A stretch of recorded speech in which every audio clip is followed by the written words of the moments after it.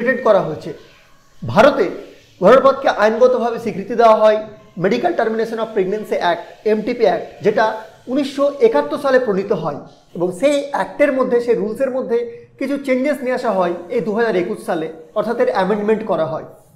তো চলো দেখে নিই এই MTP act, medical termination of pregnancy act কি বলে। গর্ভধারণের 20 সপ্তাহ পর্যন্ত গর্ভপাত আইন সিদ্ধ, যেখানে একজন রেজিস্টার্ড চিকিৎসকের অনুমতি প্রয়োজন হয়। 20 থেকে 24 সপ্তাহের মধ্যে বিশেষ কিছু ক্ষেত্রে, যেমন ধর্ষণ হলে, অপ্রাপ্তবয়স্ক হলে অথবা মায়ের স্বাস্থ্যের যদি ঝুঁকি থাকে, তাহলে সেক্ষেত্রে 2 জন চিকিৎসকের অনুমতি নেওয়ার প্রয়োজন হয়।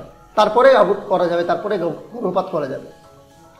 24 সপ্তাহের পর শুধু তখনই অনুমতি দেওয়া হয় যখন মায়ের জীবন ঝুঁকির মধ্যে থাকে বা যে ভ্রূণটা মায়ের পেটে বড় হচ্ছে সে ভ্রূণটা কিছু গুরুতর জটিল ত্রুটি থাকে।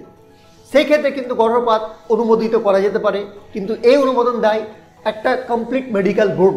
কয়েকজন ডক্টরের টিম মিলে একটা বোর্ড তৈরি হয়, সেই বোর্ড মেম্বার্সরা মিলে এটার পারমিশন অ্যালাউ করে। খুবই ইম্পর্টেন্ট কথা মাথায় রাখতে হবে যে গর্ভপাত লিঙ্গ ধারণের উদ্দেশ্য করা কিন্তু সম্পূর্ণরূপে বেআইনি।